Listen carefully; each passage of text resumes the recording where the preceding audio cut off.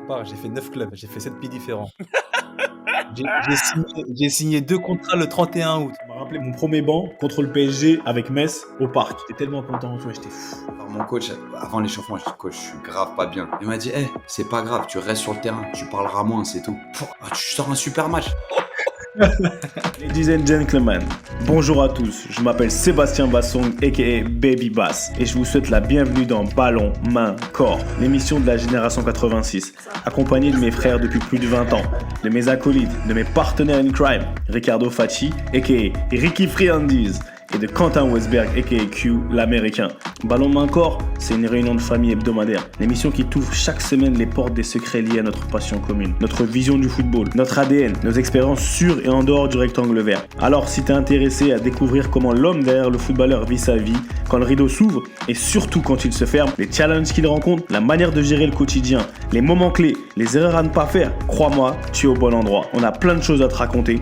J'espère que tu vas passer un super moment en notre compagnie. De toute manière, c'est parti. Ballon, main, corps. Let's go!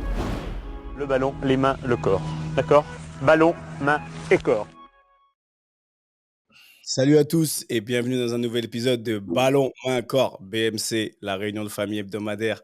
Comme d'habitude, ça bouge pas. Et j'ai envie de vous dire, bon retour, Monsieur Fati, comment ça va? Merci de nous honorer de ta présence, parce que la semaine dernière, Monsieur Fati, tu nous as lâchés. Maintenant, on peut le dire. Je vous ai pas lâché, je vous ai pas lâché. J'ai eu un planning assez chargé, donc j'ai pas pu me libérer la semaine Il faut, dernière. il faut piquer. Mais ça va comment, Ricky? Bien ou quoi? Bah ça va, ça va. Moi aussi, hein, je suis dans le rush là. Là, j'ai enchaîné avec le MIP la semaine dernière. Là, je suis en plein BEF. Vous voyez hein, le décor. Hein, je suis pas à la maison là, je suis à l'hôtel. Je suis en stage à la BEF J'allais dire, pour la Ça fait semaine. mini-cellule et il aussi, y a hein, le tu sais, Grail. genre la lumière passe par le, par le plafond. Je sais pas, c'est la lampe, tu connais. Moi, je suis là, moi, t'inquiète pas. Moi, je choisis pas mes décorations, mon gars.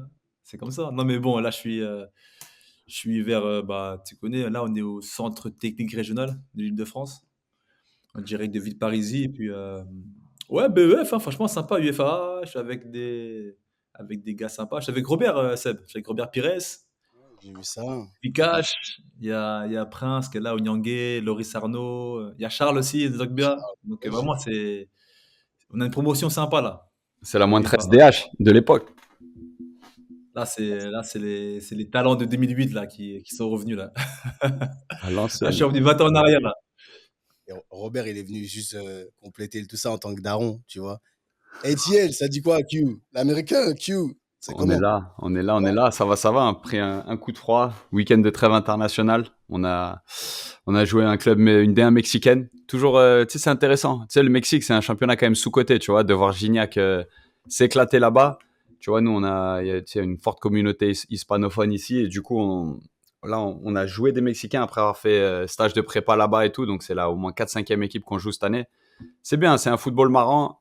Il y a toujours un peu cette rivalité entre les Américains et les Mexicains. Fait que même un match amical, ça chauffe pour rien, mais ça chauffe. Donc petit match amical ce week-end. De la famille du foot qui est venue nous rendre visite.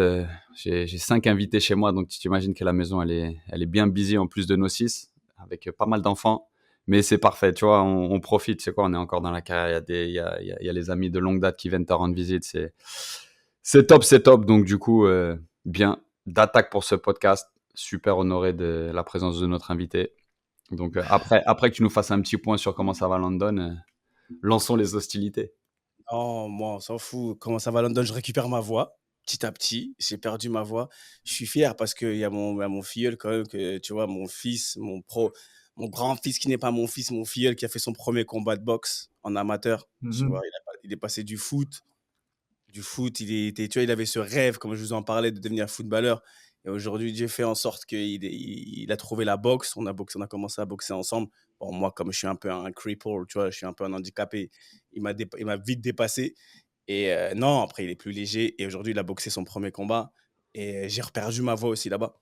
Parce que il l'a éteint. Franchement, il l'a éteint. Et j'étais tellement fier. Ouais, Le bien. petit du 9-3 Bobigny, ça. Voilà, et c'était bien. Donc voilà comment ça va, London, ça va. Il fait bizarre, mais c'est l'Angleterre. Mais enough of me. parce que franchement, on m'a parlé de nous et le respect voulait que je parle de vous, que je vous dise bonjour. Mais le respect, comme nous sommes des petits frères très respectueux, on va introduire notre invité. Et franchement, je lui dis merci. Et moi, j'aime bien, vous savez très bien, quand c'est la famille Clerf, parce que c'est le grand frère de Clerf, on commence toujours par la musique.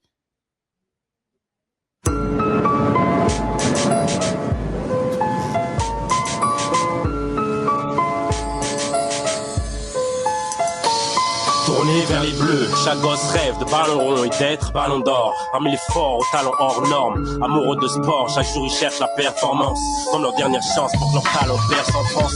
Et les centres de formation bercent l'enfance de ces jeunes battants dans des entraînements hyper intenses. Et nul ne perd son temps, quand c'est fait avec passion, avec patience. Et si tu craques, tu perds ta chance, tu perds ta science. Football, mec, pense à l'équipe avant de foutre le sbeul. Tu seras peut-être pro d'ici peu, ou successeur de Zidane si t'es pas trop dissipé. Car même les prodiges payent leur manque de concentration. Et Clairefontaine n'est pas un parc d'attractions.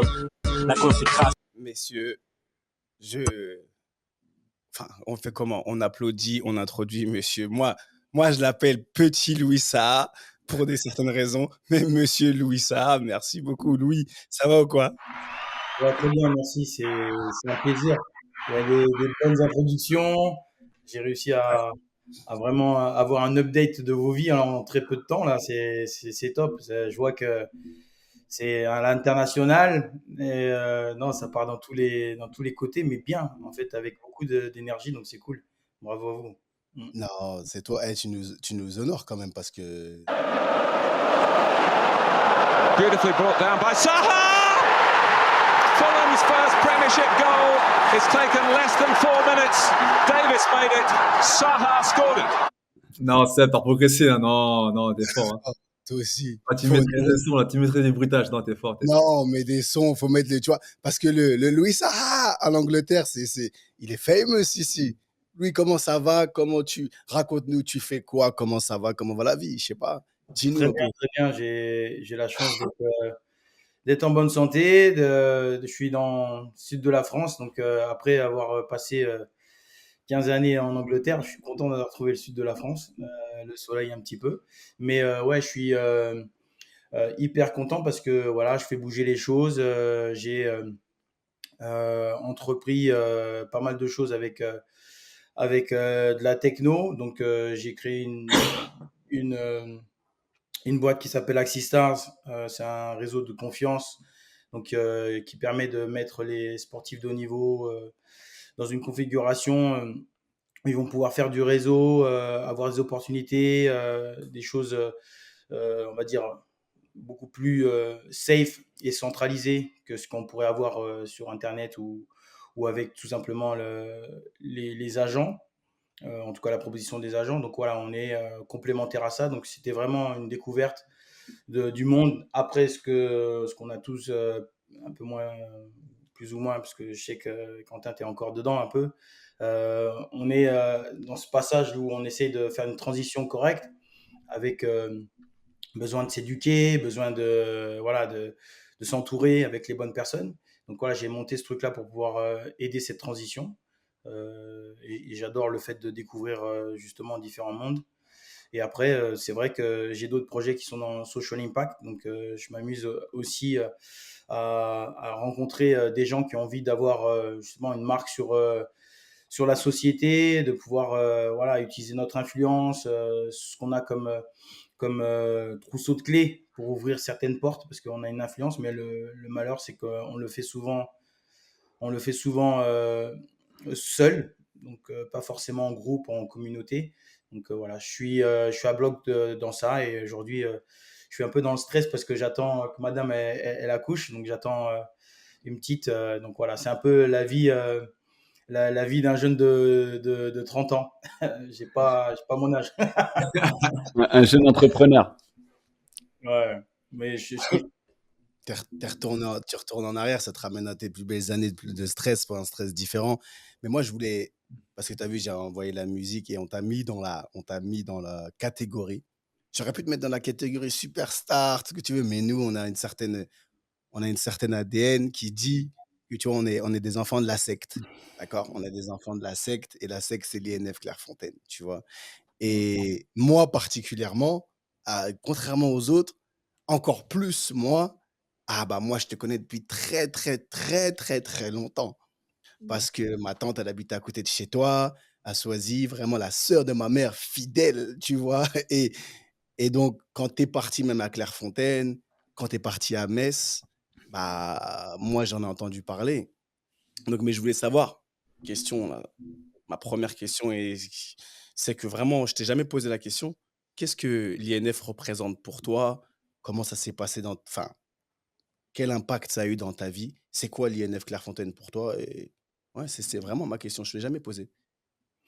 Ouais, non, c'est une bonne question parce que c'est le démarrage un peu de tout. Si on parle de l'imagination qu'on peut avoir quand on est jeune, tu sais, quand tu as 10 ans et que tu vois juste un ballon rouler, ben, tu as juste envie de faire de la compète, tu as juste envie de te mesurer aux autres. Et après, quand tu tombes à Clairefontaine, tu réalises que il y a presque un monde professionnel, mais dans une naïveté parce que c'était pas aussi visible. On voyait pas autant de matchs à la télé comme aujourd'hui, tu vois. Donc c'était ouais, cette naïveté faisait que j'étais passé du gamin qui dit oh, il y a un monde professionnel. Oh, il y a une vraie organisation. Oh, il y a des coachs qui t'apprennent à vraiment jouer au football et tout. Donc moi, j'étais dans ce passage-là et Clairefontaine, ça m'a amené le côté, euh, tu vois, le côté du rôle que je devais avoir pour ma famille, mais pour moi, je devais représenter quelque chose et on devait m'apprendre ça à Clairefontaine. C'était tu sais, le gamin qui s'éclate, les gamins de quartier, et je suis arrivé à Clairefontaine, merde, oh, il y a un cadre, oh merde, il y a tout plein d'horaires, d'obligations, de représentations et tout ça, et que j'ai commencé à apprendre. Et moi, j'étais hyper naïf, tu vois, même si tu arrives et on me dit, ouais, il faut, être comme ci ou être comme ça. J'avais, j'avais pas envie en fait. J'étais pas forcément prêt. Donc j'étais hyper innocent. Donc Clairefontaine, ça m'a amené à kiffer autant la confrontation avec des super joueurs. Donc, j'étais tombé dans la génération avec Nicolas Nelka, Alioune Touré, et ça a tout de suite pris. Donc pour moi, c'est la réalisation qu'il y avait un monde professionnel qui avait besoin de me former, besoin d'écouter, besoin de générer tu vois, des résultats assez rapidement. Donc, peut-être d'être un bonhomme, tu vois. Donc, Clairefontaine, c'est vraiment ouvrir les yeux sur un monde que je connaissais pas. Euh, et après, c'est énormément de souvenirs. Donc, ça, moi, ça représente la fondation de ce que j'avais besoin pour devenir professionnel. Au départ, moi, le foot, c'était vraiment un jeu, c'était une compétition, c'était pas comme dans cette génération. Alors, je fais le mec un peu aigri, mais où en fait, forcément, tu démarres parce que peut-être on t'a tellement poussé, parce qu'il y a tellement d'éléments aujourd'hui, peut-être matériels, qui font que tu n'étais pas amené par ce parcours pour les bonnes raisons. Moi, franchement, je me rappelle que c'était vraiment ça. J'avais envie de me frotter aux meilleurs joueurs de ma région, point. Et Clairefontaine, c'était le meilleur endroit pour ça. Non, c'est pas de l'aigreur, hein. En tout cas, merci pour ton témoignage. Et c'est vrai que c'est bien parce que on a tous le même ressenti, hein, que ce soit les plus anciens, les plus jeunes, on a tous le même ressenti par rapport à Clairefontaine. Après, non, il y a un terme qui a attrapé mon attention, c'est le terme aigreur. Pourquoi tu dis une pointe d'aigreur? Tu sens qu'il y a un décalage entre le foot un peu d'avant et le foot d'aujourd'hui, mais pourquoi tu as sorti le terme aigreur? Non, je pense que c'est un sentiment qui est presque normal, en fait. Tu sais, quand tu changes de génération et que tu vois que les choses évoluent, en fait, toi, tu te bases forcément avec la vision de ce que tu as connu et ça t'en fait normalement une personne qui est nostalgique de Ouais, la tu simplicité. compares, ouais. Voilà, et tu compares, c'est normal. Donc, Mm. c'est la critique qu'on va avoir à chaque fois que tu vas dire, ouais, c'est la jeunesse, ils sont comme ci, ils sont comme ça. Ça te fait passer pour quelqu'un qui est aigri. Mais je pense que c'est tout à fait normal parce qu'on on est amené à être affilié par rapport à ce qu'on connaît et les choses évoluent, peut-être pas en bien, peut-être en mal pour certains et certaines choses. Et je pense que le côté naïf, le côté innocent de quand tu vas démarrer ta journée en tant que futur professionnel, je pense que c'est vachement sain de l'avoir abordé comme nous, on était obligé de l'aborder parce qu'il il y avait pas autant, comme je t'ai dit, de matchs à la télé, pas autant de marketing sur les chaussures, sur la coupe de cheveux, sur tous ces éléments-là. Alors, attention, on va parler de ma coupe de cheveux peut-être à un moment donné. Franchement, T'étais en avance, avait tout compris. C'est vrai que t'étais parmi les premiers à sortir des coupes un peu Voilà, j'ai hors du commun. chelou. Mais ça faisait partie du truc où c'était bon délire. Moi, c'est pas un côté, ouais, j'ai envie de me démarquer, tout simplement. C'était forcément ça, mais il n'y avait pas ce côté marketing, ouais, ça va me donner répercussions financières ou autres. Alors, je te dis, ça porte à croire que on voit ce monde un peu trop commercial, alors que c'est juste une évolution. Mais pour moi, Clairefontaine, c'était les bases. Ouais, Ça c'est m'a ça. amené. Et moi, c'est là-dessus que je voudrais rebondir, c'est le terme fondation. En fait, à utiliser les fondations, et je pense que c'est propre à énormément d'entre nous. Ça a posé des fondations, ça a ouvert les yeux exactement sur la compétition, tu t'es pris à Clairefontaine, t'as presque l'impression d'être pro, et t'arrives dans Claire, tu vois les 2, 3e années, ils te donnent l'impression d'être trop, trop fort. Toi, tu vois la concu qu'il y a simplement au sein de ta promotion. Voilà, ça a posé les fondations. À quel point elles t'ont servi et jusqu'où elles t'ont amené. C'est-à-dire quand tu fais tes premiers matchs à Metz, que tu arrives, tu vois, t'es le jeune qui marque très très rapidement. Et après, surtout, jusqu'à quel point tu les emmènes avec toi à Fulham quand tu fais ta breakout season là, en 2e division que vous montez avec ce gros projet qu'il y avait et le Pinnacle quand tu es à Manchester. Jusqu'à quel point tu as emmené Clerf avec toi dans toutes ces expériences jusqu'au top niveau. Bah, c'est obligatoire, hein. De toute façon, on se forge que avec les personnes qu'on rencontre dans notre vie. Donc, moi, j'ai eu Dussault, j'ai eu Merel, tous ces personnages clés, en fait, quand ils t'apprennent un peu comme des grands-parents à te tenir, à être discipliné, les horaires, les trucs. Donc, forcément, tu te dis, bon, tiens, c'est ce que j'avais vraiment besoin, parce que je t'ai dit, j'étais dans une naïveté. Moi, j'étais l'homme sans tête à Clairefontaine. Donc, moi, j'arrivais en retard, j'oubliais mes chaussures, moi, j'étais Une dans le galère. phyto à Et comme ton petit frère, mais je te jure, Ouais. comme exactement le même que ton Non, pire. pire ton- Ah ouais, non, j'étais dans un délire. J'étais dans une bulle parce que moi, bon, peut-être que c'est parce que je suis, tu sais, l'antillais, Voilà, tout de suite. C'est la chimalerie. Les cheveux, c'est la chimalerie, frère.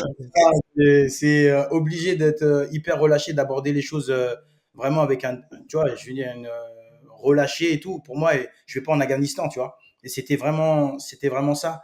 Et j'ai réussi, allez, très tôt quand même, de comprendre qu'il fallait que je change, alors que c'est pas facile à accepter, même si on te dit oui, telle chose et tout.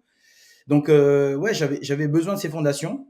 J'avais besoin de les garder en tête parce que ça te forge. Après, il y a des personnages qu'on n'est pas forcément amenés à garder toute notre vie, hein. Mais même si c'était pas bon, j'ai rencontré des mecs à Metz. Pour moi, c'était pas forcément bon. J'ai eu des clashs et tout, mais à la fin, ça m'a forgé. Donc, tout, bon et mauvais, en fait, tu les emmènes avec toi. Donc, c'était vraiment. Moi, je peux dire que le fait de rester 3 ans dans un établissement au milieu d'une forêt, je l'ai détesté tous les jours, hein, mais ça m'a forgé. J'ai accepté la solitude, d'être tout seul avec mes parents et tout. Donc, ça faisait partie de cette force de caractère après, parce que tu m'emmènes partout, ça va, quoi. Je vais m'en sortir. C'est ça t'a amené, on va dire, le caractère, une sorte de rigueur d'après ce que tu dis. Tu vois, tu pars des fondations sur ton caractère, ça t'a amené cette rigueur et tout. Et côté football, et combien t'as emporté le bagage que t'as amené avec toi, enfin que t'as développé à Clerf, avec toi à Metz, à Newcastle, jusqu'au plus haut niveau en fait. Combien c'est resté en toi?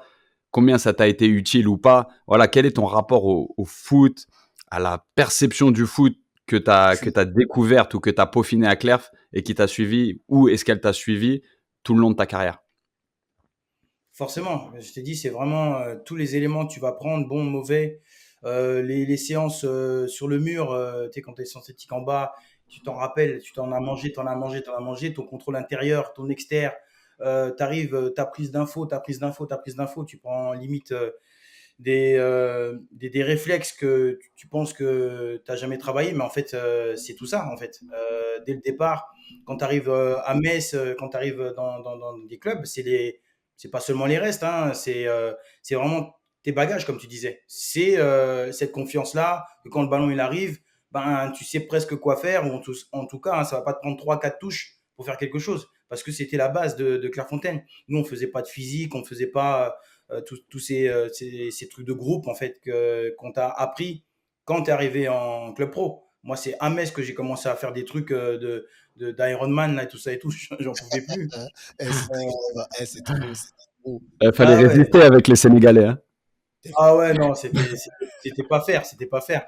Donc, c'est là où en fait cette force de caractère, c'était important, c'est un équilibre. Mais moi, en fait, le fait que techniquement, j'ai eu la chance de mettre en application très rapidement, ça, c'est parce que voilà, ça m'a commencé à me challenger, histoire de position. Aujourd'hui, tu entends tous les joueurs là, ouais, moi je suis plus fort à gauche, je suis plus fort à droite, tout ça et tout. J'avais eu l'opportunité de justement utiliser un peu les conseils que j'avais eu de mon père ou de Merel, parce que tout de suite il a vu que je pouvais jouer des deux pieds. Bah, ça a fait mon parcours en fait.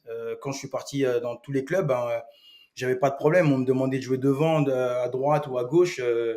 Mon programme il était déjà fait quoi. Donc ça c'est l'avantage d'avoir vraiment travaillé ma qualité avant de travailler mes défauts. Mais et franchement, ouais, je te dis la vérité, franchement, c'était dur de jouer contre lui, hein. Je te dis sincèrement, quand je, et tu sens en tant que défenseur, moi qui viens de la même école, entre guillemets, et non, même pas entre guillemets, qui vient de la même école, parce qu'on a eu un parcours très, très similaire, Clairefontaine, Metz, Mhm. Newcastle, d'accord? Et quand je jouais contre lui, de beaucoup d'attaquants, il c'est pas le plus grand, le plus costaud, tu vois, mais tu sens qu'il y a une intelligence dans le déplacement, dans les touches de balle, que quand tu joues contre un Anglais, on va dire, base, tu sens qu'il y a une finesse qui est différente. Tu sens que c'est naturel, qu'il a travaillé depuis longtemps. Et c'est pour ça qu'il mettait des buts pied droit, pied gauche, tête. Et c'était vraiment difficile. Il savait jouer avec son corps et tout. Et ce QI football, sincèrement, je ne lui ai jamais dit parce qu'il faut garder quand même le charisme un minimum, tu vois. Mais, laisse tomber. Quand je savais que je jouais contre lui, et on a une certaine différence d'âge, je savais que même s'il prenait en âge, la différence qu'il allait faire au niveau intellectuel dans le jeu, ça faisait toute la diff. Et c'est ça que je voulais te poser la question chez lui, c'est que, tu vois, on est passé à Metz, comme tu as dit, Ironman, on a connu, c'était dur. Mhm. Ah, Ah, la vraie galère, la vraie galère. franchement, mais je sais pas, même Monsieur de Tadeo, le directeur du centre, il me disait, je me rappelle la première année où je suis arrivé, il m'a dit, mais vous êtes tous pareils, de ça à tel, Basson, vous êtes tous les mêmes, vous êtes nourris, logés, blanchis, ici c'est pas Clairefontaine, et vous pensez que vous êtes, tu vois, il m'a dit, moi alors en gros, je vais vous serrer, etc. Mhm. J'ai Mustapha, tout ça, et j'en pouvais plus. Et est-ce que, tu vois, en passant de Metz à l'Angleterre, parce qu'au final, tu l'as fait ce passage assez tôt aussi, comme moi, est-ce que tu as vu vraiment, enfin moi, pour moi, il y avait il y avait une grosse différence déjà. Et comment toi, tu as réussi à prendre le dessus, même dans ta tête? Comment tu t'es dit? Est-ce que tu t'es dit à un moment donné, ah, ça y est, l'Angleterre, en gros, vulgairement, je vais tout niquer parce que je suis au-dessus? Est-ce que tu as pris conscience que tu avais des choses vraiment en plus et que tu as pu vraiment les mettre à profit? Tu vois ce que je veux dire? Parce que moi, quand je suis arrivé en essai, j'ai compris direct. J'ai dit, j'ai des choses qu'ils n'ont pas. Et si j'arrive à me mettre au niveau fighting spirit, chose que j'avais naturellement, c'est mort, it's a wrap. Donc, est-ce que toi, ça s'est passé comme ça aussi? Et je complète un peu ta question vite fait, Seb. Pourquoi, Fulham aussi? Parce que, c'était en D2, tout ça. Est-ce que tu avais ce besoin de t'acclimater avant dans un pas un petit club, mais un club standard, même si on savait qu'à l'époque, c'était déjà un projet intéressant avec, Tigana, avec, Al Fayed, tout ça. Mais pourquoi tu as choisi Fulham et pas directement un club de première ligue bien installé, tout ça, à l'époque? Ben, déjà pour répondre ouais, à Seb, c'est vraiment le fait que, tu sais, quand tu as ces bagages-là et tout, que tu es jeune, tu as 20 ans, quand tu veux aller faire le challenge par rapport à ton optimisation, pour moi, l'Angleterre, dès le départ, c'était le summum. Je Mmh. le voyais tout le temps, tout ça et tout. Et en fait, ben, en ayant le même parcours, tu comprendras parce que tu vois, on joue au ballon avec Clairefontaine, on joue au sol, on a vraiment un jeu propre, tout, c'est toute la technique, le déplacement. Voilà, tu donnes à ton arrière d'aile, tac, tu vas te déplacer à l'intérieur, c'est Nico qui va chercher, tac, c'est toi qui centre, c'est toi qui remets. Tu comprends le football un peu au sol, tu vois, c'est pas le côté physique et tout. Donc tu as gardé ça, c'est un des bagages. Et tu arrives à Metz, on te dit, vas-y, il faut courir, il faut défendre, il faut arriver à avoir la même agressivité qu'un milieu de terrain ou un défenseur. Je comprenais pas, il me parlait chinois le mec. Joël Muller, j'arrivais pas à comprendre. Je lui dis mais moi je joue pas comme ça. Et cette confiance-là, en fait, elle s'est installée parce que il y a quelqu'un qui me challenge physiquement. Il me dit physiquement, t'es pas capable, si tu cours pas 45 minutes, t'es pas capable et tout. Je lui dis écoute, moi, j'arrive bizarrement, j'ai pas de problème quand je vais en espoir ou en sélection, tout ça et tout. Moi, tu me parles chinois, tu continueras et moi, il faut que je trouve une solution. Et le seul moyen d'avoir ça, en fait, c'était, la passion, c'est le fait de dire, ouais, je vais en Angleterre. Déjà, je lui prouvais qu'il raconte n'importe quoi. Et deux, en fait, c'est là où, en fait, je sais que si on me demande d'aller à gauche ou aller à droite, bah, j'ai envie. Parce que j'ai envie de me prouver plein de choses. Donc, je suis parti à Newcastle avec ça en tête, parce que Ruud Gullit, il arrive et qui me dit, tu vas jouer, tu vas jouer avec Alan Shearer et tout ça. Je lui dis, man, banco, j'ai même pas cherché à comprendre. Je suis parti, donc j'ai fait mes quelques matchs là-bas et j'ai tout de suite, un peu comme toi, j'ai réalisé que j'avais quelque chose pour le championnat anglais parce que j'avais peut-être voilà, une technique qui correspondait complètement à cet environnement, qui était peut-être beaucoup plus physique, beaucoup plus dans l'agressivité, tout ça et tout. Et que ben, en amenant un peu voilà, cette approche en fait dans ton jeu, ben, tu pouvais, si tu te mettais au niveau de leur agressivité, comme tu as dit, ben, tu peux tout péter. Et donc, quand j'arrive et que je suis obligé de repartir à Metz, je fais une année après mon prêt parce qu'ils ont commencé à mettre des bâtons dans les roues. Moi, j'ai une seule idée en tête, c'est de repartir en Angleterre. Mais je savais que, bon, personnellement, hein, après, c'est un épisode. En fait, je voulais absolument jouer attaquant. Je voulais plus jouer sur les côtés. J'ai commencé ma carrière un peu ailier gauche, un peu sur le côté et tout. Donc voilà, je donnais les ballons aux autres, plus ou moins. Et en fait, bon, je pense que je mets ça sur le fait que j'ai fait un accident de voiture, mais pas grave, hein, Ouais. mais assez pour me dire, voilà, maintenant c'est bon, quoi. Je veux faire ce que j'ai envie. Moi, ce que j'ai envie, c'est marquer des buts, c'est être, tu vois, l'un des personnages les plus importants. Tu vois, c'était quelque chose en termes de rôle. J'avais besoin de m'affirmer. Donc, j'ai demandé à plus ou moins avoir ce poste-là d'attaquant. Je voulais plus jouer sur les côtés et tout. Et c'est ce que mon agent, ben, à l'époque, c'était Jean Tigana. Il m'a un peu proposé comme projet, c'est de me mettre dans les meilleures configurations pour me développer comme ça. Et quand on part à Fulham, ben, ça clique direct. J'ai le jeu comme je jouais en espoir. J'avais le même jeu à Fulham. Et ça a cliqué direct. Et en plus, après, quand tu es bien physiquement et que tu sens qu'on te comprend, tu sais, n'as pas besoin de parler, pas besoin de demander le ballon. C'était la boucherie en championship. Franchement, c'est éclaté et ça te forge. Et après, donc tout ça, c'est une accumulation de choses. Tu arrives et si tu joues avec des meilleurs joueurs, comme si j'ai eu la chance de faire avec Manchester, ben tu apprends des meilleurs et t'as pas envie d'être sur le banc. C'est parti, la guerre. Mais pour rebondir sur ce que tu disais, en fait, c'est parti presque d'une décision que tu as prise toi, à savoir, tu as dit, je suis avant-centre. Vas-y, c'est non négociable. Maintenant, je suis avant-centre, quitte à aller en championship, mais voilà ce qu'il me faut. Et quelque part, ça en revient à quelque chose. C'est un point sur lequel on revient souvent, surtout pour nos plus jeunes auditeurs. C'est apprendre à se connaître et rapidement. Tu vois ce que je veux dire? Parce que j'imagine qu'à l'époque, tu avais peut-être des offres de clubs qui étaient plus tentants finalement, mais où on te disait, vu ta polyvalence, t'auras des minutes, machin. Toi, non, tu vous le disais, pour exister, faut que je sois avant-centre. Je me trompe quand on t'entend parler. C'était vraiment le raisonnement. Ouais, Tu te connaissais avant-centre, basta. c'est pas forcément se connaître, hein, parce que tu vois, jeune, même si on est un peu de temps en temps foufou, mais on sait qu'on a plein de choses à apprendre. Tu vois, tu as 20 ans, 21, tu vas pas dire que tu connais mieux que les coachs. Mais moi, où je savais que je kiffais, ben, c'était de marquer des buts. C'était me mettre dans une position où je suis voilà, capable d'utiliser mon physique plus que ce que j'utilisais mon physique sur les côtés. Sur les côtés, je devais courir plus, je devais voilà, défendre plus. Ah, c'est pas mon truc. Man, au Ah, bout d'un moment, Guadada, il veut pas dire. La flemme. aux autres, là, moi, c'est pas mon truc. Voilà, je savais que j'arrivais pas à m'exprimer quand j'étais KO.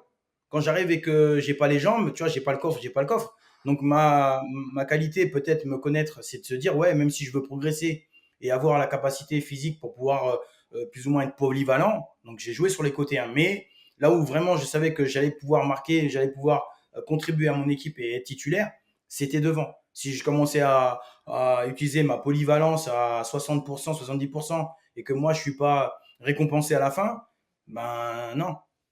Donc ouais, pas très tôt, mais assez tôt, j'ai pu allier le désir de faire quelque chose pour moi, donc cet égoïsme, cette vision, ce rêve. Et j'ai dit, voilà, c'est comme ça que je l'imagine. Alors après, peut-être que j'avais pas les qualités et il y a quelqu'un qui m'aurait dit, non, mais t'es malade.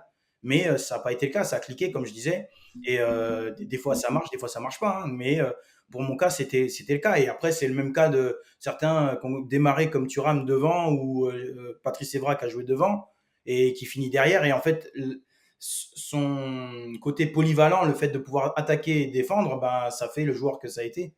Mais c'est grave intéressant parce qu'un jour, on a fait un épisode sur ce côté un peu égoïste ou jouer pour l'équipe, se sacrifier pour une équipe, etc. Tu vois. Et quand on t'entend parler à un très jeune âge, parce que souvent, les gens, ils font l'amalgame. Ouais, il faut pas être égoïste, mais égoïsme,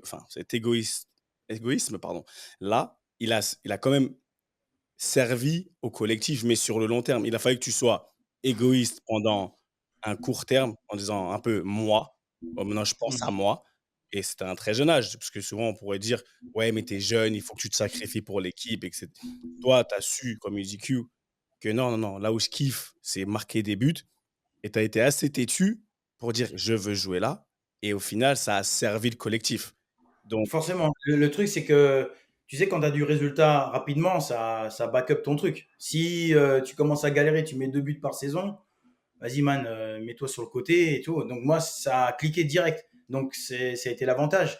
Mais je me rappelle aussi les débuts de Cristiano, par exemple. Cristiano, il joue sur le côté et il dribble tout le temps. Il fait tout plein de gestes, tout ça et tout. Ouais, tous les jours, je déconne pas, tous les jours, tous les Anglais ils étaient derrière son dos. Ah ouais, mais il faut que tu défendes, il faut que tu fasses ci, il faut que tu fasses ça. Mais lui, dans le même égoïsme qu'on essaie de décrire là, c'était qu'il était convaincu qu'il est en train de s'entraîner en fait. Que lui, il a les capacités pour pouvoir progresser et que même si toi tu dis si et que tu veux le formater et tout ça, lui il sait que personne ne peut travailler autant que lui. Et cet égoïsme-là, c'est pas tout à fait un égoïsme, mais c'était réaliser justement que lui, il a les capacités de progresser, en train de plus ou moins s'affirmer aussi.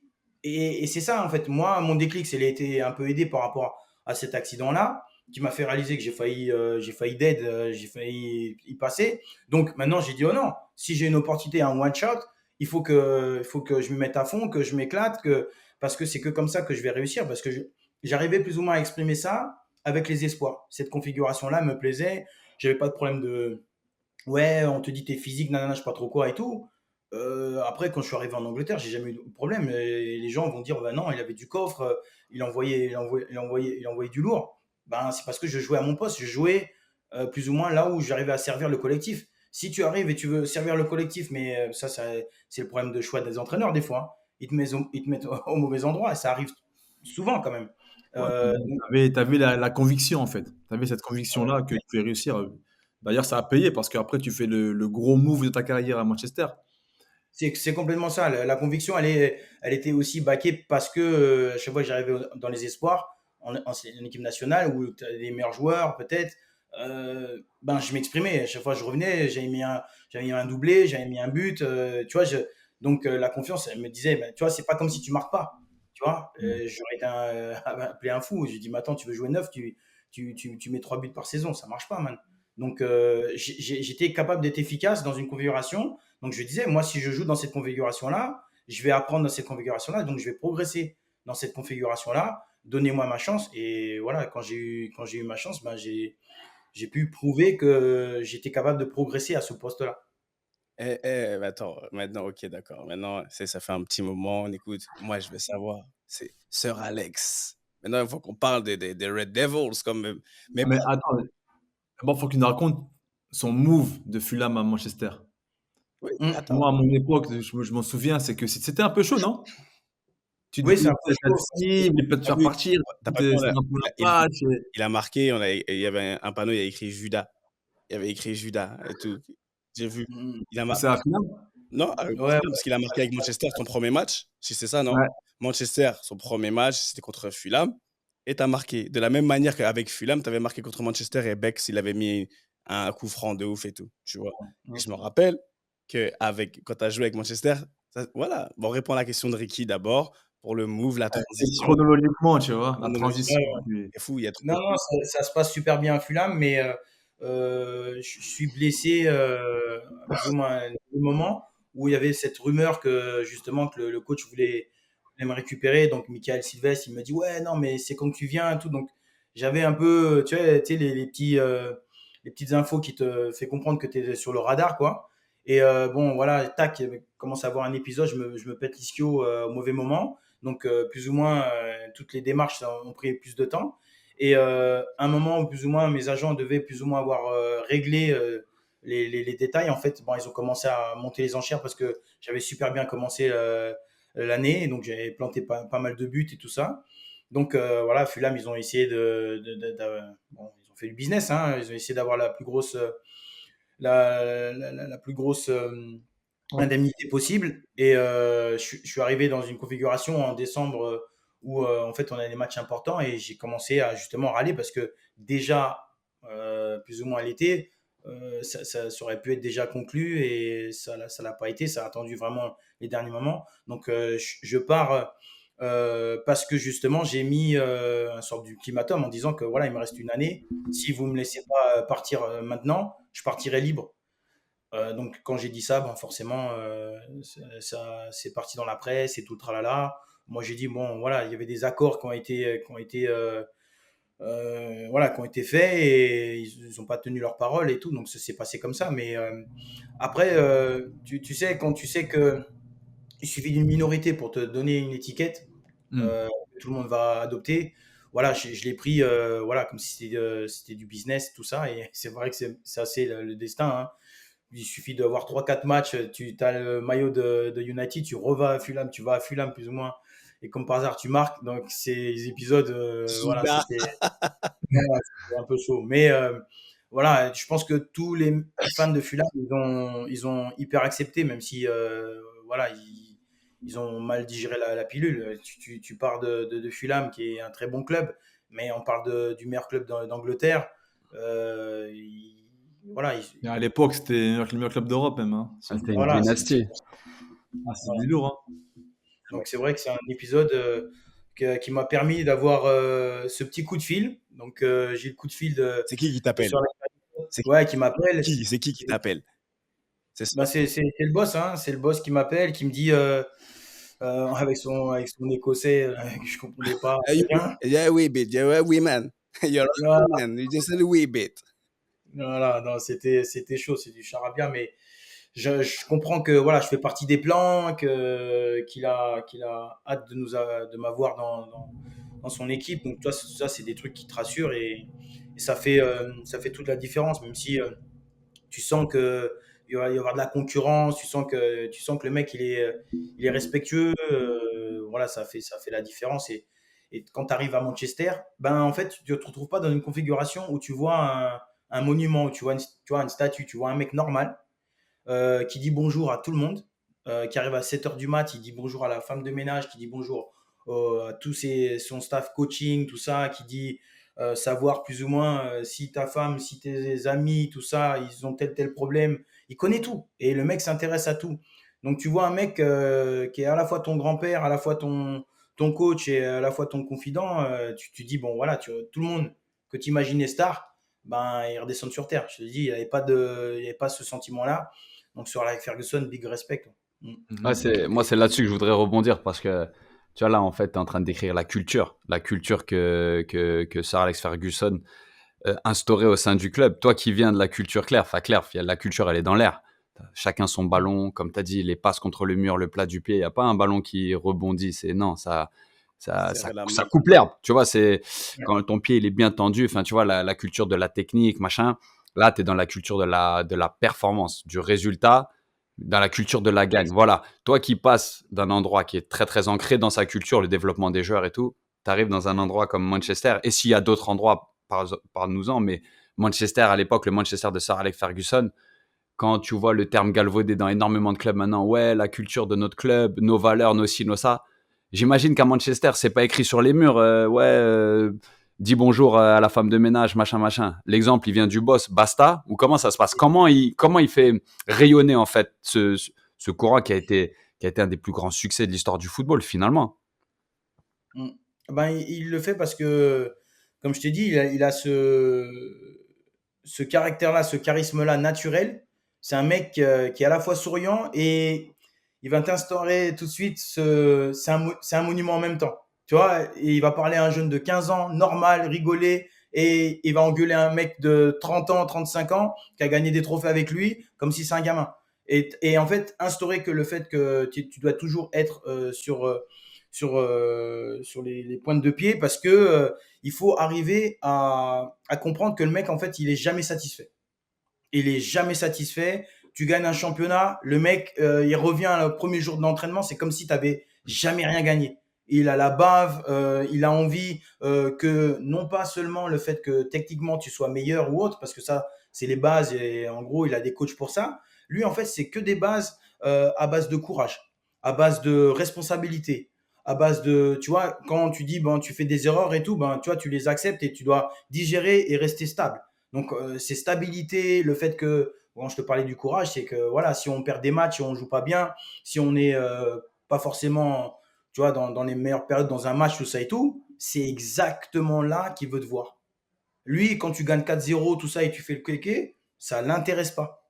Ça l'intéresse pas. Donc, c'est tout ça, en fait. C'est son exigence au bon moment, en fait. C'est le fait que il va pouvoir te parler quand tu en as vraiment besoin tu sais, d'une manière où il va te bouger et l'autre manière, ça va être, tu sais quoi, tu as droit à des erreurs, tu as droit à être faible dans ce moment-là. Mais le plus important, c'est combien de temps tu restes dans ce mode-là. Si tu n'as pas le choix, mon gars, il faut avancer. Et là, tu dis, bon, il parle comme ça à David Beckham, il envoie en l'air. Il parle comme ça à Paul Scholes ou Roy Keane, il envoie en l'air. Toi, tu as 17 ans, tu as 18 ans, tu as 19 ans, tu vois ça, je peux te dire que ça rentre dedans direct. Et tous ceux qui sont dits étrangers et qui viennent au fur et à mesure, bon, peut-être qu'ils peuvent faire les cacous en France ou dans leur pays parce qu'ils connaissent, tu vois. Quand tu arrives dans l'institution Manchester, ben, c'est ça que tu sais qui va arriver. Les gros, ils ont sauté. David Beckham, il a sauté. Roy Keane, il saute. Toi, tu vas faire Non, respect. C'est l'institution d'abord. Donc lui, il en fait partie, mais l'institution d'abord, la performance et l'exigence de la performance, et le fait que c'est quand même un environnement hyper famille. C'est hyper famille. Quand tu dis que le mec, à 6h, 7h du matin, il a une mémoire de malade, hein, il connaît tous les noms. Il connaît tous les noms et il va te sortir les matchs, qui a marqué, qui a fait la touche à quel moment et tout. Donc, tout ça, tu dis, bon, tu vois, si toi, tu n'es pas passionné de football, change de club. Si tu comprends pas la passion de ce mec-là, tu vas souffrir parce que le mec, lui, du matin au soir, il pense qu'à ça. Mais ça, humainement parlant, en fait, et tu as dit, il a des coachs, c'est une institution. Moi, je connais un peu. Humainement parlant, moi, je le trouve extraordinaire. Parce que des Ah ouais. insights, humainement parlant, le mec, en fait, il a jamais été faux. C'est-à-dire, comme il a grandi dans son village de l'Écosse et ceci, après, quand sa révolution à Manchester, il l'a faite par des enfants du cru. Ça veut dire Mmh. qu'en fait, il est parti chercher dans les valeurs et ce qu'il vous a transmis, ce qu'il transmettait à tout le monde jusqu'à ce qu'il arrête. Comme tu l'as dit, oui, la technique, c'est une base ici. Il n'a pas recruté comme on dit, des peintres, tu vois, des joueurs éclatés. Donc, il sait que ça, mais humainement, tu as parlé du courage, des valeurs humaines. C'est sur ça qu'il a, pour moi, je pense qu'il a été un précurseur, peut-être pas précurseur, mais en tout cas, il a mis tout le monde d'accord. Et quand tu vois l'esprit Moi, je l'ai dit, je le répète à chaque fois qu'on allait à Old Trafford, quand il était là, il avait, avec l'institution, on s'est dit combien on va en prendre. Parce que tu savais que le mec, il avait 4-0, il continue à vouloir t'en mettre 7 et tu le voyais sur le côté, le hair dryer. Tu vois ce que je veux dire? Mmh. Et franchement, même de nous en tant qu'adversaires, c'était impressionnant. Je me disais, waouh! Donc, je comprends, tu Donc vois. c'est là que tu vois que, finalement, après tout ce que tu as énuméré là, c'est là que tu vois que en fait, Cristiano, il est vraiment tombé dans le bon club, en fait, pour Ah, retenir. complètement. Parce Ah, complètement. qu'il aurait suffi qu'il tombe dans un autre club, qu'il aurait eu plus de passe droit et qu'il aurait même une mentalité différente, qu'il aurait eu un mentor différent. Ça aurait pas été la même carrière. Et je pense que justement, le fait qu'il fasse ce move-là, je pense que c'est un peu C'est la sûr que maison où il a pu exploser. En plus, moi, je me rappelle quand j'étais plus jeune, quand j'observais un peu votre Manchester, tu étais un bon pendant de Cristiano aussi, hein. Je pense que tu l'as un peu. Maintenant, tu vas me dire, parce que moi, j'entendais beaucoup ça aussi, même dans le milieu du foot, on en parlait un peu. C'est. Bon, tu me diras si c'est vrai ou pas, mais tu as aussi une part de. On va dire une part de responsabilité un peu sur l'éclosion de Ronaldo, parce que j'entendais qu'il aimait bien jouer avec toi, que c'était bien complice sur le terrain, tout ça, qu'il appréciait beaucoup jouer avec toi. C'est vrai ou pas? ouais, bon, il y a plusieurs, on va dire, épisodes qui amènent à ça, parce qu'en fait, il a un peu une brouille avec Van Nistelrooy, et mon jeu, il correspondait plus à l'éclosion de plus jeunes comme Wayne et Cristiano. Donc, moi, je venais un peu plus au ballon que, Le Rude, ouais. ouais, que Rude, il restait dans le box, ou plus ou moins, c'était vraiment un tueur à gage dans le box. Donc, en fait, le fait qu'il y avait ce côté où ces deux joueurs sur les côtés étaient vraiment difficiles à lire, peut-être un peu moins Wayne, mais difficiles à lire, parce qu'ils étaient capables de pouvoir rentrer à l'intérieur, faire vraiment le bordel tout seul. Et que Rude avait un système plus ou moins bien huilé avec les David Beckham et Giggs sur les côtés. Donc, ce modèle-là, ça marchait un peu moins bien pour Cristiano, donc il se faisait remonter les bretelles à chaque fois par les cadres derrière. Mais en termes de relation, c'était hyper simple. Et je reviens sur le point que tu dis, oui, en termes de formation, c'était génial pour lui d'être avec Sir Alex Ferguson. Je suis d'accord, mais je suis pas sûr non plus qu'il n'aurait pas réussi comme ça sans Sir Alex Ferguson. Alors je dis oui, ça l'a sûrement aidé, mais le gars était possédé. Le gars était possédé. Il serait parti chercher, parce que tu sais, quand il est béni des dieux, ce mec, il était parti chercher les bonnes personnes.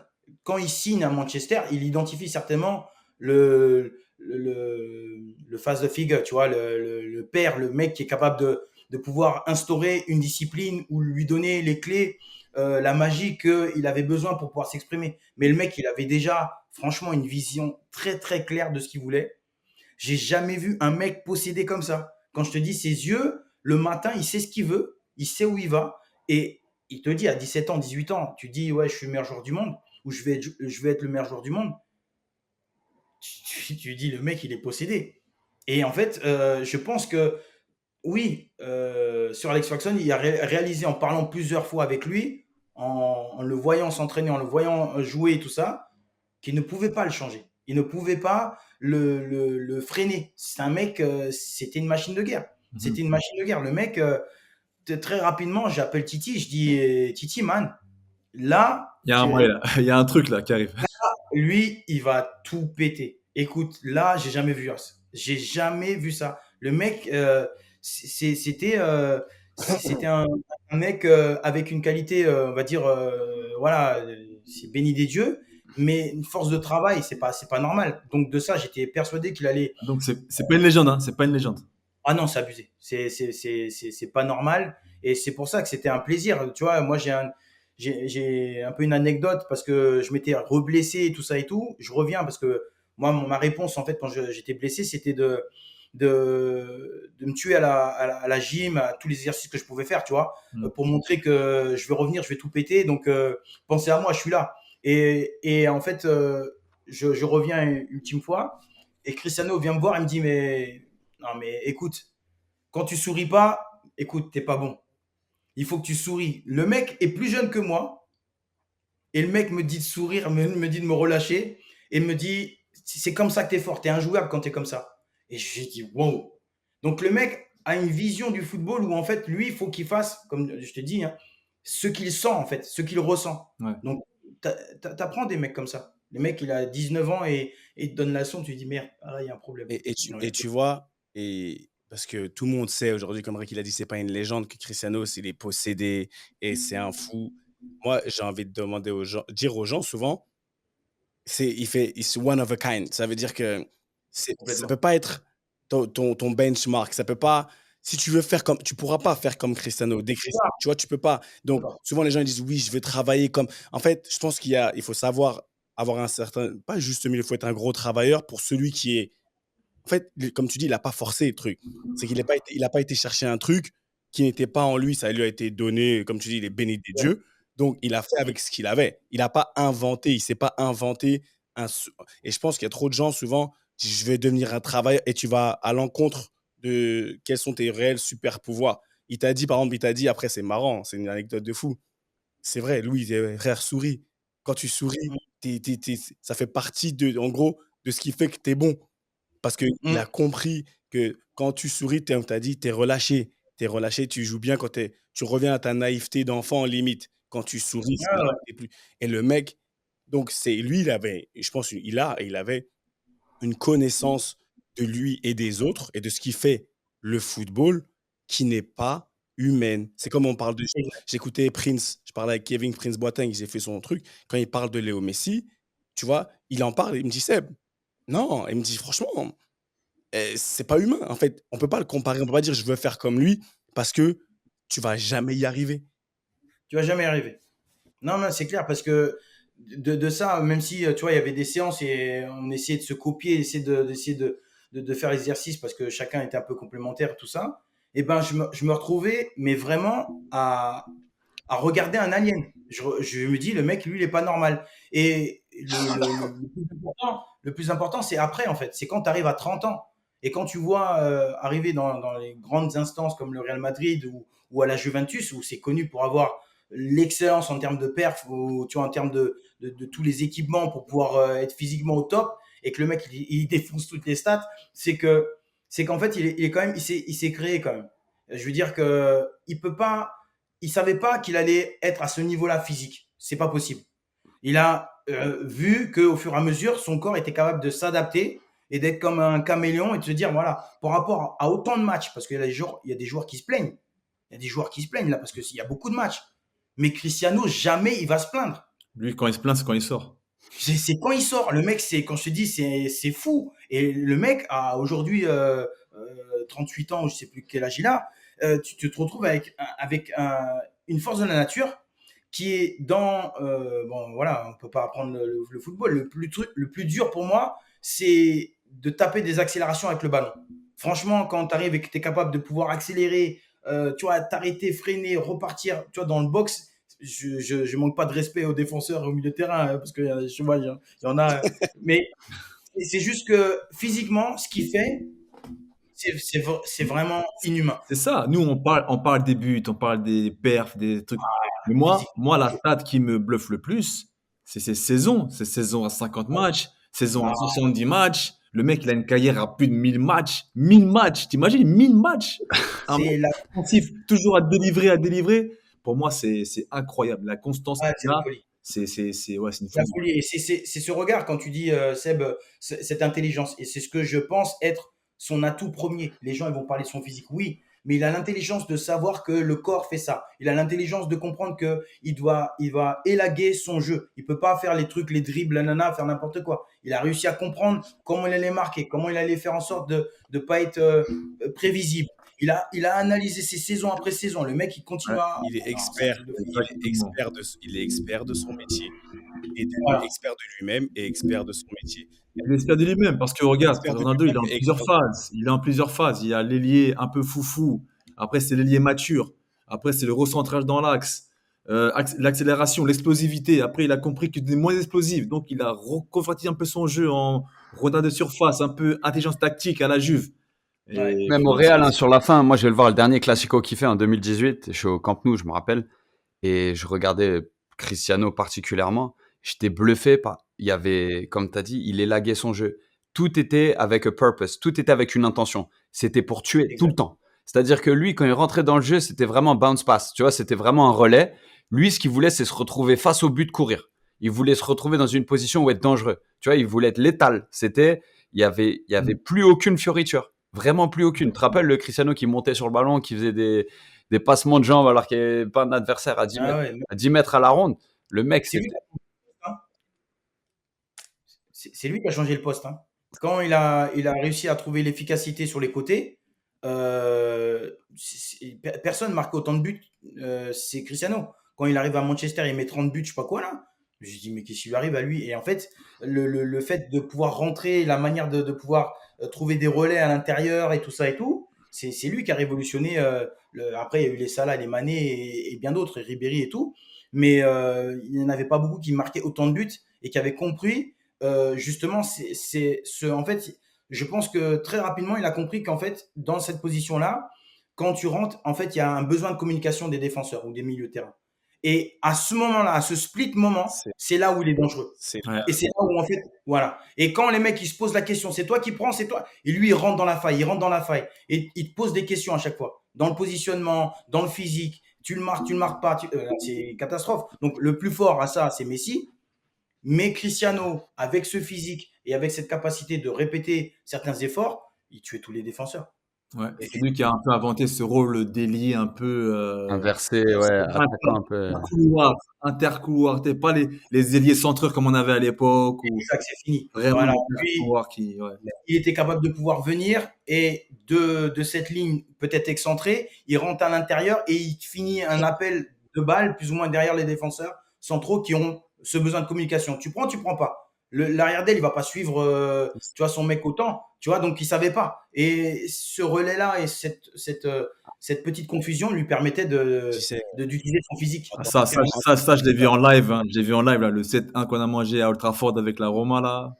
Il était violent, celui-là. non, mais en tant que défenseur, c'est vrai, comme tu dis, il y a une split second. Parce qu'il y a un moment donné, tu peux pas. Il y a un petit moment où tu regardes. Et si tu n'es pas vraiment bien coordonné avec ton équipe, et c'est là où on voit une défense qui. Et William, tu sais, William, il me disait ça. William Gallas, il me disait ça. Il m'apprenait beaucoup de choses. Il me disait, hey, Seb, tu sais pourquoi à Chelsea, on était les meilleurs? C'est parce que quand moi, j'étais dans l'axe et mon arrière gauche ou mon autre arrière central, on n'avait limite pas besoin de se parler.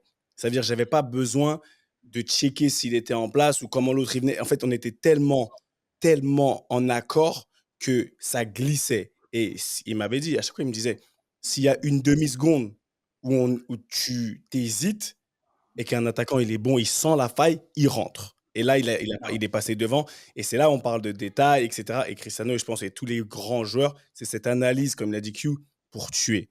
Maintenant, j'ai assez parlé de Cristiano. Moi, je veux savoir une question par rapport à toi.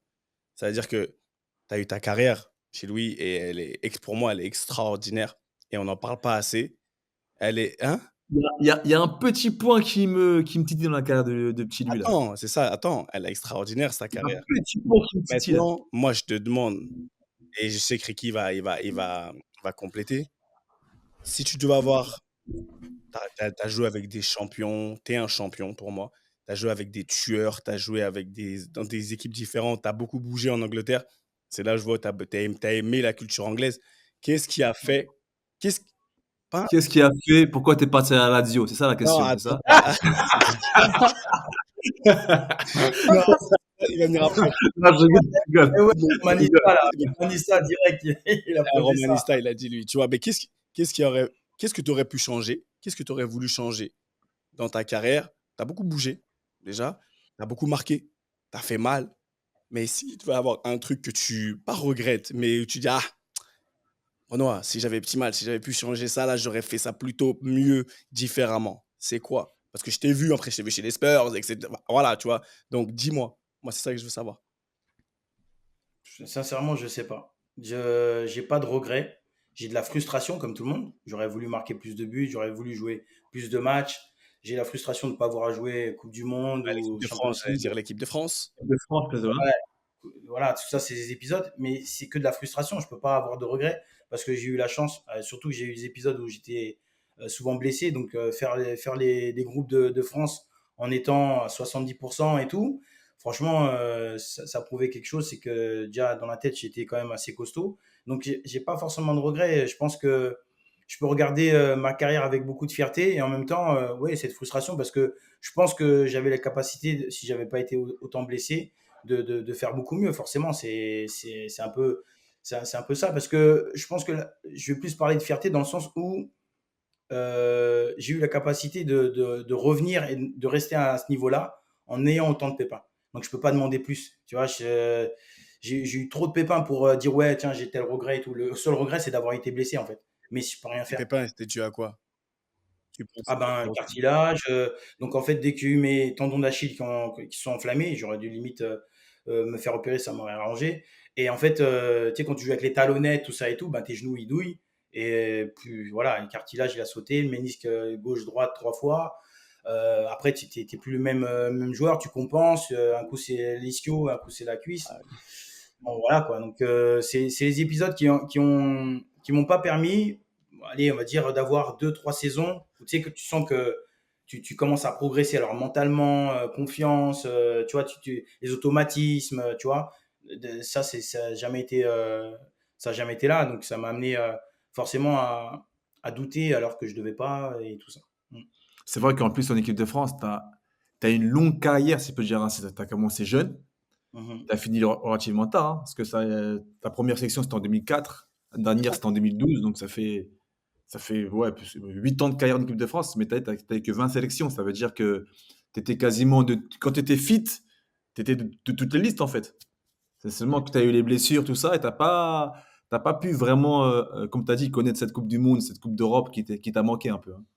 Ah, complètement, ouais. Donc c'est vrai que c'est les épisodes où voilà, c'est tâche sur une carrière parce que tu sais que t'emmènes pas toi tout seul dans ces épisodes-là. Ta famille derrière, tu vois, c'est plus ça qui est compliqué. Moi, j'ai des souvenirs d'émotions où tu as presque envie de pleurer. Alors, c'est m'est arrivé une fois, c'est Champions League. C'est parce qu'en fait, tu sens que tu es hyper privilégié. Donc, tu es privilégié. Tu sais que c'est pas tout le monde qui arrive en Coupe du Monde ou qui arrive en Champions League. Tu as envie de jouer et en fait, on te l'enlève.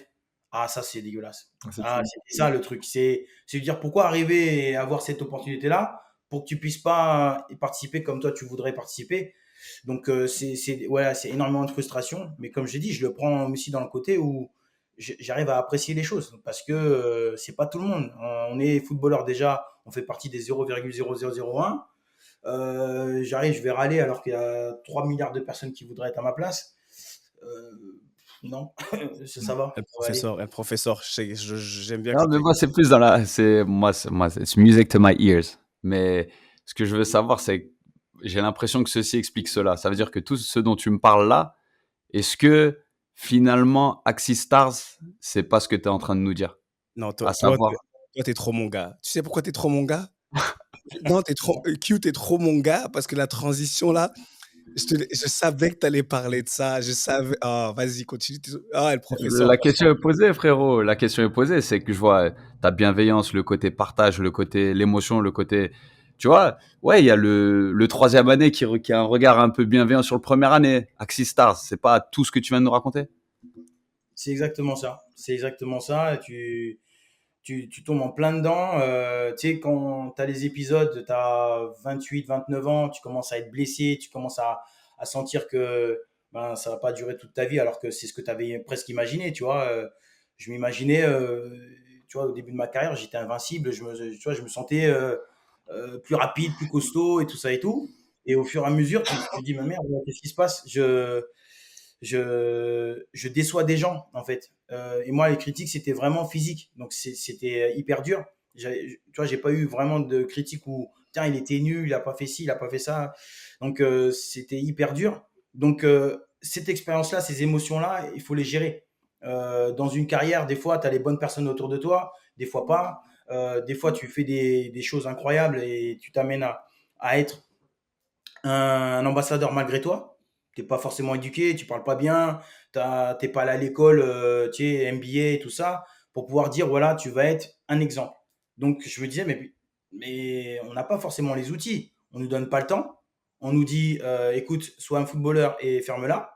Fais confiance à un agent il est là pour toi, il a pas besoin de tu pas besoin de t'inquiéter et à la fin, j'entends qu'il y a énormément d'histoires qui sont, pas forcément joyeuses à la fin. Surtout, il y a des mecs qui investissent pas bien, qui peuvent avoir des problèmes, familiaux qui se séparent, bref, plein d'histoires qui montrent qu'en fait, on n'a pas forcément les, heu, les soutiens, qu'on devrait avoir en étant exposé comme on est, mentalement, ça peut être hyper dur et tout. Donc voilà, je me dis, bon, voilà, à la fin de ma carrière, je vais complètement me projeter là-dessus et c'est ce que j'ai fait. Donc j'ai créé une application parce que c'était vraiment l'outil de prédilection qui faisait qu'en gros, tu avais dans tes mains quelque chose qui te permettait de t'informer et pas dans les mains d'un agent, dans un ordinateur d'un agent ou autre. Donc c'était vraiment cette approche-là que j'avais.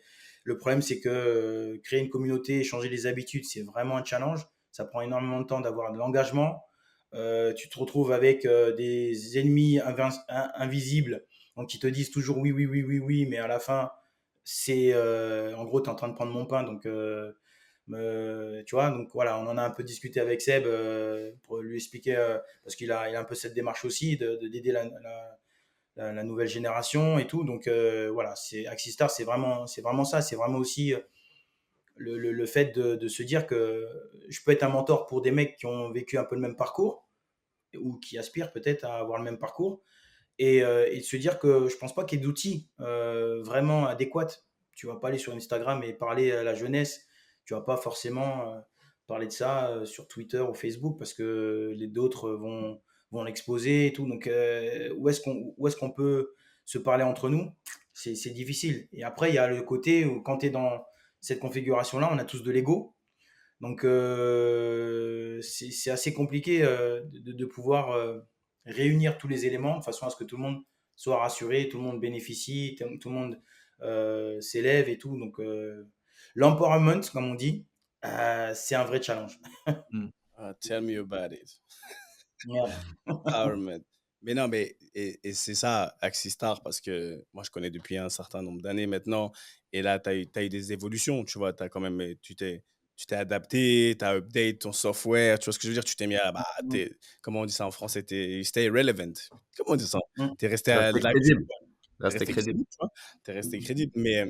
Et c'est ça, moi, après, quand je vois comment tu jouais, comme il dit, je pense que ceci explique cela. Quand je connais un peu le produit, ce que tu proposes et ce que tu fais, et surtout c'est un peu comme dans un vestiaire ou dans le monde du football. Tu as tes adversités. Mhm. Tu vois, il y a des gens, des fois, tu crois que c'est tes amis, c'est pas tes amis. Tu vas prendre ma place, comme tu as dit, tu vas prendre mon pain. Tu vois, il y a ce côté très individualiste, mais qui n'est pas forcément bienveillant.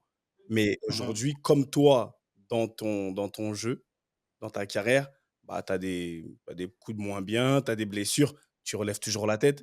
Et ton jeu, tu fais briller. Et je pense que tu faisais briller aussi l'équipe. Tu as eu de la tétutesse. Axistar, c'est pas quelque chose que tout le monde aurait fait parce que c'était pas facile. Et je pense que toi, en étant joueur de foot, tu n'as jamais été pour la facilité. Tu as toujours aimé le challenge. Et quand je te vois dans ton nouveau rôle, que moi, vous savez très bien mon positionnement par rapport à ça, moi, je suis à 120% dans ce genre de choses-là. Bah, je me dis que fin des fins, ça va payer. Ça peut que payer. L'empowerment, rendre les gens forts, c'est une histoire de long terme. Et si tu le fais, c'est pas pour toi que tu le fais, c'est pour les vraiment. Et comme tu as dit, c'est les gens que tu laissais tomber, tu as parlé des déceptions, tu embarques des gens avec toi, et là, tu embarques les Mm. gens avec toi, et ça montre ton caractère, et je pense que c'est à l'image de ta carrière. Je sais pas si... C'est gentil. non, c'est à l'image. C'est gentil. C'est vrai, moi, je le vois comme ça. Ouais, ça fait plaisir, mais c'est vrai que on en est à se dire parfois, ah, putain, merde, c'est pas cool parce que je sais qu'il y en a plein comme moi. Donc, ce que tu dis, c'est parce qu'en fait, on a tellement été formaté avec des gens dans notre entourage qui ont peur de changer les choses que statu quo est si puissant. Tu vois, c'est en gros, ça va rester toujours comme ça. Donc, les pratiques sont toujours comme ça et tout. Et c'est vrai qu'il faut peut-être un fou ou un courageux pour pouvoir peut-être essayer de casser les lignes. Tu vois, il y a des clichés, tout ça et tout. Et ce que vous faites là, par exemple, Ricardo, le fait que, voilà, je crois que tu es au State, non? Moi, je suis en France, moi. C'est T'es Contact en ou France. States, ouais. Ah ouais, ouais. Donc le fait que, je sais pas, tu es en train de faire Ouais, des là, je livres, fais MIP, je fais des trucs de management, tout ça, ouais. tout ça, c'est amener les gens à reconfigurer ce qui est de l'image du footballeur. Parce que même si tu es entrepreneur, les Exactement. gens, ils n'ont pas forcément le crédit que tu mérites. Et on a un gros travail à faire là-dessus. On a un trop gros travail, mais c'est important de le faire. Et je pense que ça va débloquer beaucoup de personnes qui sont pareilles, mais qui estiment que le challenge est trop grand. Et je pense que ça va le faire. Ça va le faire parce que la société, déjà, elle nous demande maintenant d'ouvrir notre bouche un peu plus. On a des équipements qui nous amènent à, je pense, à être beaucoup plus transparent, c'est beaucoup plus direct. On commence à avoir de beaucoup plus de communautés. Voilà, sur WhatsApp, maintenant, tu as communities, tu peux créer des groupes. Il y a ces possibilités comme le podcast. Là, aujourd'hui, c'est génial de pouvoir vous parler, de pouvoir échanger, alors que qui aurait dit quoi, on soit quatre footballeurs en train de se parler et de pouvoir justement véhiculer ce message. Tu aurais dit ça il y a 10 ans en arrière, man, non. Mm, mm. Tu vois, ça aurait été des mecs de 60 ans qui sont vraiment catalogués comme journalistes. Tu vois, là, voilà, dans cette perspective, c'est top. On a différents messages, on a différents outils. C'est hyper important de faire ça pour changer les mentalités. Q, t'as bugué ou t'es là? Non, je suis là, je bois les paroles. En bois, là. Et Je... Ma bouteille, je l'ai posée, j'ai plus besoin de boire, mon gars. Là, je bois déjà. c'est Non, mais moi, ça. en fait, ce que j'aime, c'est le positionnement, la gratitude de ce qui a été, de ce qui a été. Tu sais, en fait, on est dans un milieu où on nous donne tellement que il y en a trop d'entre nous qui se retrouvent à être que des preneurs. Tu sais, genre, si tu me donnes pas, je donne pas. Tu comprends?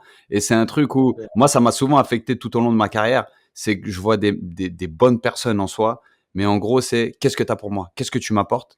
Et en fait, il y a takers and givers. Et en fait, j'aime beaucoup le repositionnement parce que je pense que et dans la carrière et dans ta vie, en fait, si t'es pas capable d'être au moins even, d'être au moins égal, en fait, après, tu deviens un poids pour trop de monde. Et quand ta carrière s'arrête, t'es une bombe à retardement. Parce que on te Ah, donne c'est plus rien. On te donne plus rien. Et moi, c'est un truc. Pourquoi c'est moi, même vous quelque part, je m'inspire de vous et toi Seb et toi Ricky, parce que vous êtes à un stade qui s'approche pour moi. Et je suis en train de voir comment est-ce que je peux voir ce que vous gérez bien, ce que vous, parce que quelque part ça fait un petit peu flipper et de voir Louis quand on regardait, moi mon seul accès à Louis c'était l'équipe du dimanche. Hein. Je voyais les teintures marquer des buts et ouais. Et en plus c'était un grand frère de Clerf et tu sais comme on a ce côté, on est tous vaccinés INF, donc quelqu'un qui réussit de Clerf, il réussit pour tout le monde. Et il y a le côté après tu arrives et tu te positionnes dans un positionnement de gratitude, de je rends, je me crée une plateforme qui rend, qui donne. Moi, ça me plaît énormément, ça me donne un peu des frissons, bizarrement, tu vois. Et c'est un truc où, en fait, nous, on fait ce podcast aussi pour ça. C'est pas, on se fait pas mousser. On n'est pas dans une démarche de, ah, j'ai besoin d'attention, qu'est-ce qui pourrait se rapprocher un tout, tu sais, de ce moment où quand on parle de toi et tout. Non, nous, en fait, on a envie d'échanger, on a envie d'apprendre des choses comme ça. Et là, clairement, ben, en fait, notre mission dans ce podcast, c'est exactement ce que tu viens de dire, Louis. Et donc, un grand merci pour ça. Non, Franchement, c'est top. grand respect, Ricky. Tu t'es redressé comme ça. J'aime bien quand tu te redresses comme un. Non, rien. Moi, c'est comme je te disais, moi, les oreilles là, elles sont bien dirigées, elles sont bien pointées. C'est déjà un grand merci à lui pour son temps et pour ses précieux conseils, pour son vécu, son partage. Parce que une chose que j'ai appris aussi au MIP, au management là, c'est vraiment que en fait, on a un vécu, on a une carrière. En fait, c'est de l'or en fait. On se rend pas compte, mais en fait, ce qu'on a vécu, ce que lui, en fait, il a vécu, tu vois, c'est pas tangible, tu vois, c'est pas palpable, mais en fait, c'est de l'or. Il y a des gens, C'est inestimable. c'est inestimable et en fait, c'est une expérience, un vécu et le fait de le partager, le fait aussi, voilà, on va dire, de le reconvertir un peu dans la société, justement ce qu'il fait par rapport à son application, c'est très fort en tout cas en soutien. Moi, depuis le début, un soutien Axis, je me suis connecté à l'époque, tout ça. Après, donc, c'est vrai, c'est important de donner un coup de boost à tout ça et puis avancer en communauté, avancer aussi pour nos petits frères aussi. Hein. Donc, Ouais. c'est super important. Donc, c'est pour ça que si nous, on fait ballon main corps, on n'est pas à la recherche du buzz, on n'est pas à la recherche de quoi que ce soit. Nous, on est là pour voilà, transmettre nos valeurs, hein, comme on dit avec passion, INF, tout ça. Donc, c'est un plaisir. Donner de la en tout cas. force. Ce que tu as dit, l'empowerment. Tu donnes de la force. Ouais, c'est Et, ça, voilà. et pour Donc, merci à vous, les gars. sincèrement, merci Louis. Et c'est bien, je suis trop content que tu aies fini sur ça parce que quoi qu'on dise, on peut parler de football, on peut parler de plein de choses. La carrière, ça a un début, ça a une fin, tu vois. C'est un début, ça a une fin. Et le jour où on va reapprendre à penser, nous, footballeurs, comme on nous a matrixés, parce qu'on nous a matrixés d'une certaine manière depuis depuis un certain âge. C'est pas quelque chose qui va se faire du jour au lendemain, mais on se construit au gré des inspirations. Quand on va voir un grand frère, quand tu vas voir quelqu'un qui est comme toi, qui vient du même endroit que toi, qui parle comme toi, qui pense comme, mais qui, lui, a un peu plus ce courage de te dire que non, tu peux, tu as plus qu'un cerveau. Et tu sais très bien que là, vous parlez mon langage. C'est pour ça qu'aujourd'hui, voilà, moi, je suis content de voir, par exemple, mon frère Ricky qui fait ses diplômes d'entraîneur. Moi, c'est pas du tout. Et je vais pas aller dans ça. Parce que si je fais comme Ricky, par exemple, bah, on va aller dans le même endroit. Et je pense que pour qu'on puisse être complémentaires, il y a on est tellement capable de faire énormément de choses. Ce qu'on a vécu en allez, 15, 20 ans, de 15 à 20 ans de professionnalisme et 30 ans de vie, ça, c'est comme elle disait ma thérapeute, vous avez là eu la vie d'un mec de 70 ans, monsieur Basson. J'ai dit, bien sûr, la vie d'un sportif de haut niveau, on est passé par tellement d'endroits que les gens, souvent en une vie, ils le font pas. Donc, on se doit, à un moment donné, d'avoir confiance en nous et se dire que, tu sais quoi, ça a une valeur. Et bien sûr, comme on a eu confiance sur le terrain, on est assez intelligent pour le faire en dehors. Donc, grand merci beaucoup et merci. Ça dit quoi ce week-end, ATL et Versailles? Ça dit quoi là-bas, du côté de ATL, ça dit quoi ce week-end? ATL, c'est match à Cincy, dernier match de saison régulière de l'année avant les playoffs. On joue contre, en plus, c'est une belle répétition, c'est le premier. Donc voilà, dernier match de la saison et on enchaîne dans la foulée, dans la semaine qui suit, dans les playoffs, hein, avec des formats qui changent un peu comme tous les ans à MLS, tu vois, mais c'est la beauté du championnat. Donc voilà, on joue en playoff, on ne sait pas encore, ça va dépendre de notre classement final tu vas jouer ou contre le deuxième ou contre le troisième ou voire contre le quatrième parce qu'après on peut finir 5, 6 ou 7. Donc voilà, c'est le côté un petit peu excitant de la chose. Et puis après, tu sais pas exactement ton destin. J'ai une petite question, Q. Est-ce que c'est vrai que Messi il a été nominé pour être meilleur joueur de la saison régulière? Messi, il est chairman, il est joueur clé. Il a fait 5 matchs dans le championnat. Tu sais, il a cartonné la Leagues Cup, qui est le championnat entre la Ligue mexicaine et la Ligue américaine. Ils ont gagné avec Miami, donc il a été brillant. Mais il a joué 4 matchs de saison régulière, dont 2 mi-temps. Tu vois, genre, il est sorti à la mi-temps d'un match et il est rentré à la 55e d'un autre. Marketing. On a dit, la Coupe du Monde, elle arrive, on a dit c'est marketing. Voilà. Ils sont bons. Hein. Tu sais, je sais pas ce qu'il y a de vrai ou pas, mais il y avait un abonné. Il disait, voilà, pour mes 2 abonnements, côte à côte, je payais $6,000. Ils m'ont rappelé, ils m'ont dit, pour garder vos 2 billets l'année prochaine, 30 000. Tu te dis... Il a dit ouais. Il est parti pour un crédit. Un crédit, c'est ça. Allez, je vais aller m'endetter à 12%, un crédit à la conso. Non, c'est fort. Non, mais là, faudra qu'on en parle parce qu'en plus, bah, moi, c'est dans le cadre du CFM, j'ai eu le droit à des insights un peu sur la partie business de mon club. Et le match de Messi, où il s'est avéré qu'il n'est même pas venu, c'était incroyable, les retombées économiques, c'était incroyable. Incroyable. J'étais moi-même sur le cul. Et il y avait 70 000 personnes qui ont payé pour voir Messi, qui n'ont pas vu Messi. Je dis, il n'y a qu'aux États-Unis où ils peuvent faire ça. Ah ouais, c'est clair. C'est fort. Mais on en apprend tous les jours, les gars. Friandis, ça dit quoi de ton côté ce week-end? Bah, moi, comme je vous ai dit, hein, moi, cette semaine, BEF, du coup, là, jusqu'à vendredi, donc on apprend un peu les rouages de coach. Franchement, c'est enrichissant, c'est sympa. Franchement, c'est un autre angle qui est intéressant. Et ce week-end, moi, je suis avec Amazon, du coup, télévision. Ce week-end, je vais à Lorient. Lorient-Rennes, derby breton, et je vais commenter ça avec Amazon, donc avec Smaïl, En espérant avec Benoît Chéroux aussi. Donc que ça va être sympa. le match ne soit pas interrompu. Hein. Pourquoi? Oui, ouais, c'est vrai, mon premier match, laisse tomber. Baptême en Ligue 1 commentateur, le match. Il est vite monté, Ricky. Il est passé de la Ligue 2 à la Ligue 1 en 3 matchs. C'est fort, hein. D'habitude, ça prend 38. Je te jure, mais franchement, ils m'ont promu d'une manière incroyable. Ils m'ont dit, ah, c'est bon, on va commenter. Je fais, j'ai jamais commenté de ma vie. T'inquiète pas, ça va le faire, tout ça. Et franchement, ça a été. C'est donc à Montpellier, c'était nickel. Et là, bah, on va à Lorient. Hein, donc, dimanche, Lorient-Rennes, 13h, les gars. Et toi, Et London? London, ce week-end, Non, ce week-end, retour de la Première Ligue. Bah ouais, BBC, je vais aller un peu raconter ma vie sur BBC. Et Sky, tu vois, il faut rester relevant, on a dit non. Tu vois, dans le travail qu'on fait, Mmh. c'est important tant qu'on est notre voix, elle porte, elle est toujours dehors. Et j'ai mis du temps à le comprendre. Donc, c'est pour ça que j'ai accepté maintenant d'aller un peu à la radio et télé. Et donc, ce week-end, je suis là. Sebs SMS le week-end. Quoi d'autre? Non, compétition après, c'est compétition d'une de mes filles à athlétisme. Et voilà, tu connais, hein. On travaille. On va bientôt partir en voyage pour quelques conférences, etc. Keynote speaking, etc. Tu connais, voilà, le travail de coach, quoi. Et toi, et vous, monsieur Sarr, vous avez quoi de prévu ce week-end? Ah non, moi j'attends madame qu'elle accouche. Point. Enfin, On attend, voilà, c'est on C'est un attend. bon G pro. C'est le meilleur des projets, ça. Il y a rien de plus important, le travail là, mais ça sur le côté, même si je surveille mes Mais tes affaires. entreprises là, mes concepts, ils avancent, mais le principal là, c'est la famille. Point. très Et bien. on peut C'est pas no mieux. more. Exactement. Et Ouais. comme disait, et franchement, j'ai envie de dire, comme disait notre grand frère à tous, ouais, à tous, non?